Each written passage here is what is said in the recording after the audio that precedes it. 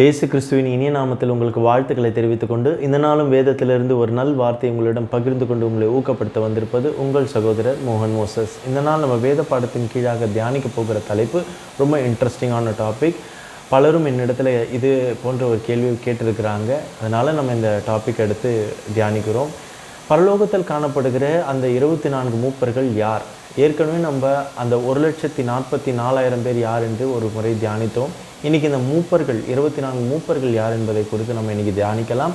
என்னோடு கூட நீங்கள் வேதாகமத்தை எடுத்துக்கொள்ளுங்கள். வேதாகமம் இல்லாமல் இந்த காணொலியை நீங்கள் பார்த்து உங்களுக்கு அவ்வளோ இன்ட்ரெஸ்டிங்காக இருக்காது, ப்ளஸ் பெனிஃபிட்டாகவும் இருக்காது. ஏன்னா நீங்கள் வேதாகமத்தை எடுத்து வேர்ஸ் பை வேர்ஸ் அதை கிராஸ் செக் பண்ணும்போது உங்களுக்கும் அது உபயோகமாக இருக்கும். சரி, வாங்க நம்ம இந்த காணொலிக்குள்ளாக செல்லலாம். அதாவது சீக்கிரம் சம்பவிக்க வேண்டியவைகளை தம்முடைய ஊழியக்காரர்களுக்கு அவர் வெளிப்படுத்தும் விதமாக அப்போஸ்தலராகிய யோவானுக்கு அவர் பரலோக தரிசனத்தை காண்பித்து கொடுக்கிறார். அதில் சீன் பை சீன் என்னென்னலாம் கடைசி நாட்களில் நடக்கும், எப்படிலாம் நம்ம சந்திக்க வேண்டி வரும், என்னென்னலாம் உருவாகும், சிலவற்றை மறைப்பொருளாகவும் சிலவற்றை வெளிப்படையாகவும் கூட இங்கே நிறைய புதைப்பொருளாக இந்த வெளிப்படுத்தின விசேஷத்தில் காண்பித்து கொடுக்கப்பட்டிருக்கிறது. இதில் ஒரு சீன் பார்த்திங்கன்னா 24 மூப்பர்கள். இந்த 24 மூப்பர்கள் யார் என்பது சிலர் அடிக்கடி இந்த இடத்துல கேட்கிற ஒரு கேள்வியாக இருக்கிறது. வாங்க நம்ம இன்றைக்கி அதை குறித்து தியானிக்கலாம். வெளிப்படுத்தின விசேஷம் 4வது அதிகாரம் 1-4 நான் உங்களுக்காக வாசிக்கிறேன். இவைகளுக்கு பின்பு இதோ பரலோகத்தில் திறக்கப்பட்டிருக்கிற ஒரு வாசலை கண்டேன். யோவான் ஸ்நானன் என்ன அந்த பரலோகத்தில் தரிசிக்கிறாரோ அதை அப்படியே எழுத்தின் மூலமாக நமக்கு இங்கே காண்பித்து கொடுக்குறார். அதை நம்ம புரிஞ்சுக்கணும். முன்னே எக்காலத்த சத்தம் என்னுடனே பேச நான் கேட்டிருந்த சத்தமானது, இங்கே ஏறி வா, இவைகளுக்கு பின்பு சம்பவிக்க வேண்டியவர்களை உனக்கு காண்பிப்பேன் என்று விளம்பினது. உடனே ஆவிக்குள்ளானேன். யார்? யோவான். அப்பொழுது இதோ வானத்தில் ஒரு சிங்காசனம் வைக்கப்பட்டிருந்தது. அந்த சிங்காசனத்தில் மேல் ஒருவர் வீற்றிருந்தார். வீற்றிருந்தவர் பார்வைக்கு வஜ்ரக்கல்லுக்கும் பதுமராகத்துக்கும் ஒப்பாயிருந்தார். அந்த சிங்காசனத்தை சுற்றி ஒரு வானவில் இருந்தது. அது பார்வைக்கு மரகதம் போல் தோன்றிற்று. இதை பார்க்கும் பொழுதே ஏதோ ஒரு வர்ணித்து ஏதோ ஒரு ஓமையாக சொல்லுகிறார் என்று நம்ம நினைத்து கொள்ளக்கூடாது. தரிசிப்பதை அதை அவர் அப்படியே சொல்லுகிறார். அவர் எப்படி வெளிப்படுத்த என்னென்ன வார்த்தைகளை கொண்டு வெளிப்படுத்த முடியுமோ அதனை தான் அவர் சொல்லி வெளிப்படுத்துகிறார். இதை யாரை சொல்கிறாரு உங்களுக்கு தெரியும்? பரலோக தேவனை. அல்லேலூயா. அப்படி இருக்கும் போது அடுத்த வசனம் பாருங்கள். அந்த சிங்காசனத்தை சூழ 24 சிங்காசனங்கள் இருந்தன. 24 மூப்பர்கள் வெண்வஸ்திரம் தரித்து தங்கள் சிரசுகளில் பொன்முடி சூடி அந்த சிங்காசனங்களின் மேல் உட்கார்ந்திருக்க கண்டேன். இப்போ இந்த வசனத்தை படித்த உடனே பலருக்கும் என்ன தோணுன்னா, இந்த பரலோகத்தில் காணப்படுகிற இந்த 24 மூப்பர்கள் யார், அதை நம்ம தெரிஞ்சுக்கணுன்ற ஒரு கேள்வி எல்லாருக்கும் வரும். இது ஒரு நியாயமானது தான். பட் ஆனால் இதுக்கான விடையை நம்ம வேர்ஸ் பை வேர்ஸாக தான் செக் பண்ணி அதை தெரிஞ்சுக்க முடியும். பலர் என்ன சொல்கிறாங்கன்னா, இவர்கள் இந்த 24 தூதர்கள் 24 மூப்பர்கள் யாருன்னு சொல்கிறாங்கன்னா, இவர்கள் தூதர் இனத்தை, ஏஞ்சலிக் பீயிங்ஸ், தூதர் இனத்தை சேர்ந்தவர்களாக தான் இருக்கக்கூடும் அப்படின்னு சொல்கிறாங்க. ஏன்னா அவங்க பரலோகத்தில் காணப்படுகிறதுனால. ஆனால் அது முற்றிலும் தவறு என்பது என்னுடைய கருத்து. ஏனெனில் வேதாகமத்தில் எந்த இடத்துலையுமே பார்த்திங்கன்னா தேவ தூதர்களை ஒரு முறை கூட மூப்பர்கள் என்று எந்த இடத்துலையும் குறிப்பிடப்படவே இல்லை. மேலும் தேவ தூதர்கள் பார்த்திங்கன்னா இந்த கிரீடம், பொன்முடி, அதாவது இந்த க்ரௌன் இதெல்லாம் அணிவதோ சிங்காசனங்களில் மேல் இப்படி அமர்ந்திருப்பதோ எங்கேயுமே குறிப்பிடப்பட்டதில்லை. நம்மளுக்கும் அது நல்லா தெரியும். ஸோ கண்டிப்பாக இவங்க தேவ தூதர்களாகவே இருக்க முடியாது. அதற்கு எந்த ஆதாரமும் வேற இந்த வேதாகமத்தில் இல்லை. மேலும் பொதுவாகவே பார்த்திங்கன்னா தேவ தூதர்களுக்கு அல்ல, புனிதர்களுக்கும் பரிசுத்தவான்களுக்கும் மட்டுமே இந்த வெண் வஸ்திரம் கொடுக்கப்படுவதாக நான் விசுவாசிக்கிறேன் வேதத்தை வாசிப்பதினால். வசன ஆதாரமாக நான் உங்களுக்கு காண்பித்து கொடுக்கிறேன். வெளிப்படுத்தின விசேஷம் 7வது அதிகாரம் 9வது வசனம்.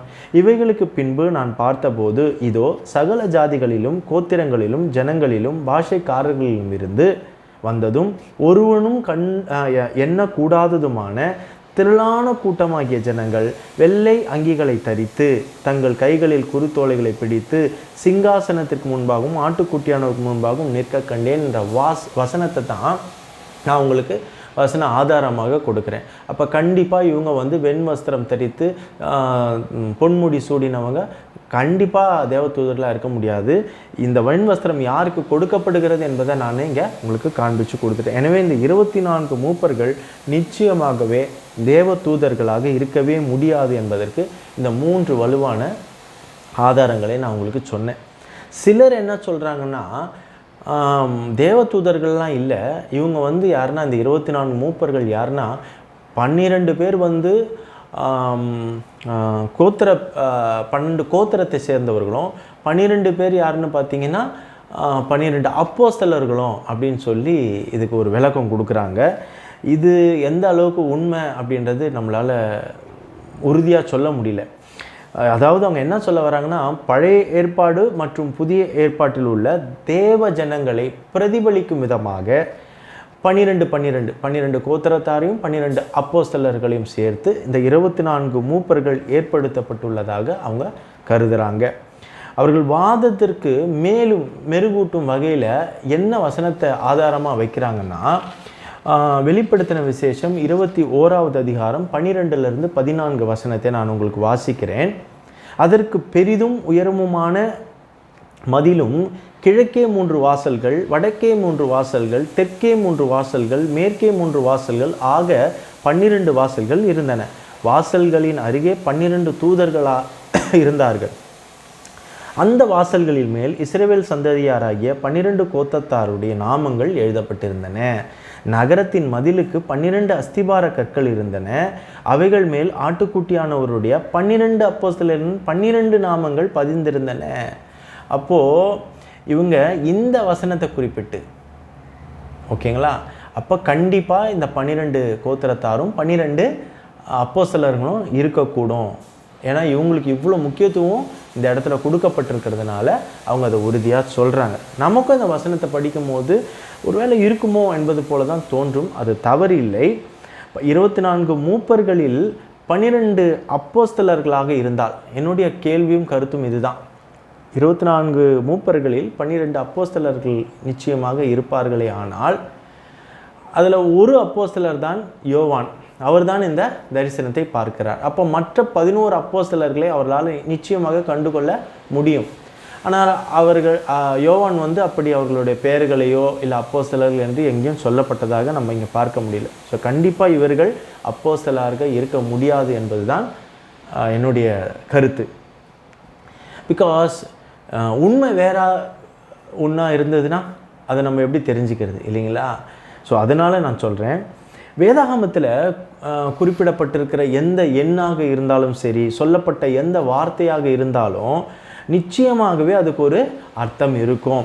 காரணம் இல்லாமல் எதுவுமே பார்த்திங்கன்னா வேதாகமத்தில் கொடுக்கப்படவில்லை. இந்த எண் 24 மொத்தம் 6 முறை மட்டுமே இந்த பழைய ஏற்பாட்டில் வருகிறது. அப்போ அது எவ்வளோ முக்கியம் வாய்ந்ததாக இருக்குன்னு பாருங்கள். Only 6 times.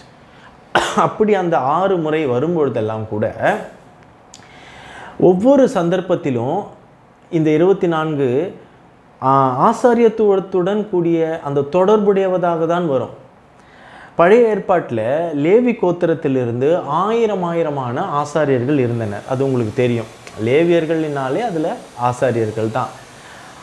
வாக்குத்தத்தம் பண்ணப்பட்ட அந்த தேசத்திற்குள்ளாக இஸ்ரவேல் மக்கள் வந்தவுடன் எல்லா கோத்திரத்திலுக்காரங்களுக்கும் நிலம் வந்து பிரித்து கொடுக்கப்படுது. லேவி கோத்திரத்துக்கு மாத்திரம் எந்த சுதந்திரமும் கொடுக்கப்படவில்லை. ஏன்னா கர்த்தர் அந்த இடத்துல சொல்லுவார், நானே அவர்களுடைய சுதந்திரம், அவர்கள் தான் என்னுடைய சம்பத்து, லேவி தான் என்னுடைய சம்பத்து என்று தேவன் லேவியை மட்டும் தமக்கென்று விசேஷித்த விதமாக தெரிந்து கொண்டார். ஆடு மாடுகளை மேய்ப்பதற்கோ அல்லது விவசாயம் செய்து அவர்கள் பிழைத்து சாப்பிடுவதற்கோ அவர்களுக்கு அதிகாரம் கொடுக்கப்படவில்லை, அவர்கள் அனுமதிக்கப்படவில்லை. மாறாக தேவனுக்கு ஊழியம் செய்வதற்கும் தேவாலயத்தில் பணிவிடை செய்வதற்கும் மட்டுமே இந்த லேவி கோத்திரத்தார் தேவனால் வேறு பிரிக்கப்பட்டு தெரிந்து கொள்ளப்பட்டனர். அதை நம்ம மனசில் எப்பயுமே வச்சுருக்கணும். ஆலயத்திற்கென்று ஆயிரக்கணக்கான ஆசாரியர்கள் இருந்தாலும் இவர்கள் எல்லோரும் ஒரே நேரத்தில் ஒன்றாக ஊழியம் செய்ய முடியாது. லேவி கோத்திரம்னு எடுத்துகிட்டு பார்த்தாலே அதில் பல்லாயிரக்கணக்கான எல்லாருமே ஆசாரியர்கள், அப்படி எல்லாமே ஒன்றா அங்கே ஊழியம் செய்ய முடியாது, அது சாத்தியமும் இல்லை. அப்போ தாவீது ராஜா காலத்தில் ஒரு வழிமுறை செய்யப்பட்டது. அது என்னன்னு பார்த்தீங்கன்னா, ஒட்டுமொத்த ஆசாரியர்களையும் 24 வெவ்வேறு குழுக்களாக பிரித்து ஒரு ஆண்டுக்கு 2 வாரங்கள் ஒரு குழு முழுமையாக எல்லாரும் ஒன்றா சேர்ந்து அங்கே பணிவிடை செய்யணும் என்பதாக ஒரு வழிவகை செய்யப்பட்டது. நீங்கள் அதை வந்து பார்த்தீங்கன்னா 1 நாளாகமும் 24வது அதிகாரத்தில் 1லிருந்து முதல் 20 வசனங்களை வாசித்து பார்த்தீங்கன்னா உங்களுக்கு தெரியும்.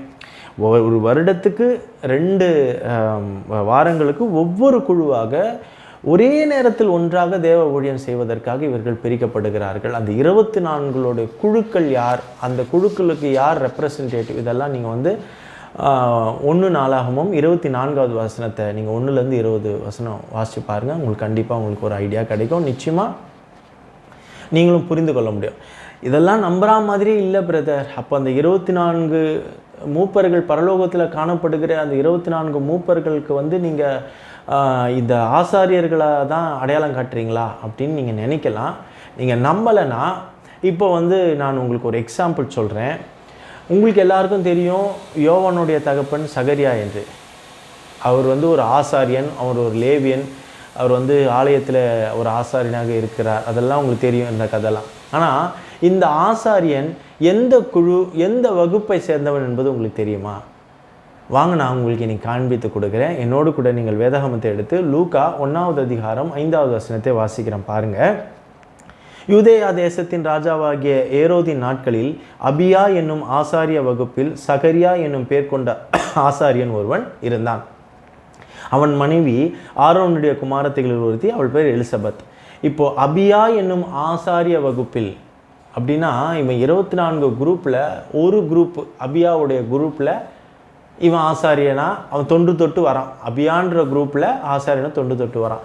இது கடைசி வரைக்கும் ஃபாலோ பண்ணப்பட்டதான்றதுக்கு அடையாளம் தான் நான் அதை சொல்கிறேன். ஏற்படுத்தினது தாவீதுராஜனுடைய காலத்தில்.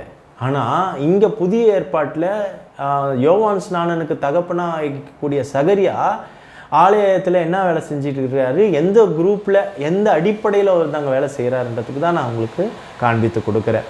இப்போ பாருங்கள், இப்போ இந்த அபியா 24 வகுப்புகள் பிரிக்கப்பட்டது, 24 குழுக்கள் பிரிக்கப்பட்டது. அதில் இந்த அபியா எந்த குழுவை சேர்ந்தவன், எந்த குழுவுக்கு இவன் ரெப்ரசன்டேட்டிவாக மூப்பராக இருந்தான் அப்படின்றத தான் நம்ம இப்போ பார்க்க போகிறோம். அதுக்காக நீங்கள் வந்து நான் ஆல்ரெடி சொன்னேன் அந்த 1 நாளாகமும் 24வது அதிகாரம் 1லேருந்து 20 வசனத்தை வாசிக்க சொன்னால அதில் 10வது வசனம் எடுத்து வாசித்து பார்த்தீங்கன்னா உங்களுக்கு தெரியும்.